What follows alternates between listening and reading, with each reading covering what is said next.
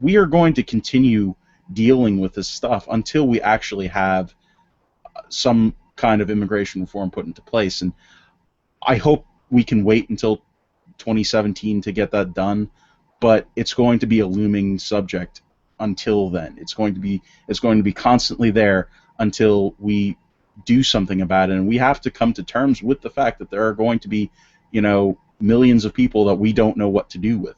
That it's going to be a really hard sell to boot them out of the country.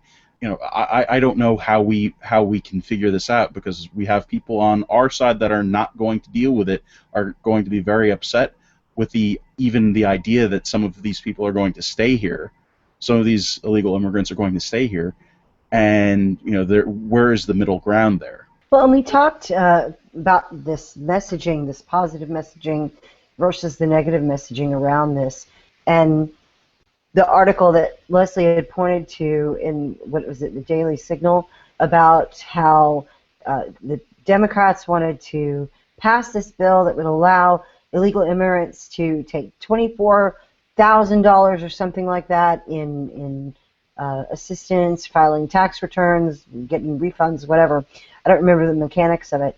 And then on the other side, you had them endangering national security by forcing the shutdown, Democrats forcing the shutdown in order to take money away from border guards to give it to people who are here illegally. Okay, that's as good an argument as you can make in terms of fairness and priorities, and it wasn't made. It wasn't made at the highest levels where it needed to be. It was made in a blog.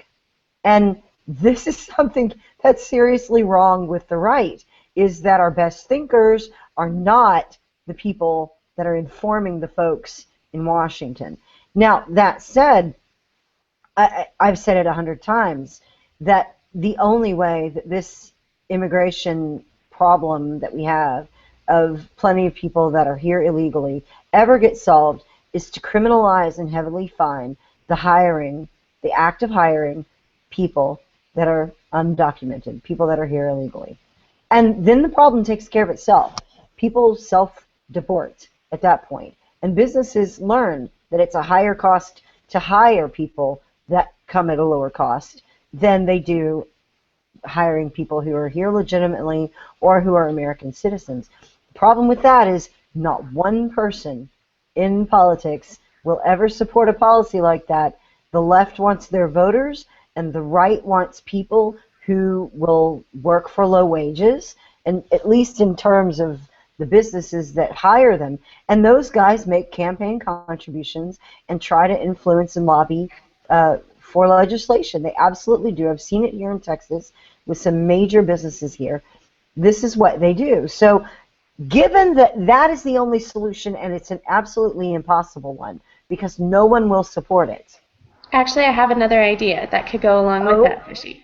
Oh, okay. Let's hear it. All right. Well, Oklahoma did this. I was reading about this a couple of years ago. But if you cut off the public assistance dollars, there's really not a whole lot for them to stay here for. Yes, they are going to, some of them will stay because they want to work for the lower wages. But a lot of the reasons that they stay is because they are being supplemented through our welfare system. Whether it's our emergency rooms, which are being overrun and used as PCPs that they never pay for. I mean, I've seen news stories here in Colorado where there are illegals who are being interviewed on television bragging about how they don't care, they know they're not going to get caught, they have no intention of paying, their baby had a stomach ache. Okay, so you've got that. You've got food stamps, public housing assistance, WIC. There's so many things out there that they can get, and that is a huge reason that they stay. So if the states were to start requiring citizenship for these benefits, like Oklahoma has done in a lot of cases, they leave. And then they come places like Colorado where, right, they go to different states. They go to different states, absolutely. But I think this goes back to what you were saying earlier about working with the governors and giving the governors the authority to run their states. And I'm sorry, but people in the states, they're tired of paying huge taxes and seeing people get things for free who shouldn't be getting them. I mean, I don't know anybody who doesn't want to help somebody who is truly in need. But I don't know anybody who wants to help people who are working the system either. Well, and that's a delicate thing, because how do you know? how do you differentiate? If somebody is in a car accident or somebody falls off, a two-story building or something doing work, I want them getting medical attention. I don't care Absolutely. who they are. And so Exactly. the question goes to how do you, where's the medium there? If there are children that are here that are, children of parents who came here illegally, I want them in school. I would prefer them to be in school than not in school. Well, What do yeah. you do? Well, but for instance, okay, well, let's use the medical one as an example. I have a friend who was in a serious car accident when she was living in France.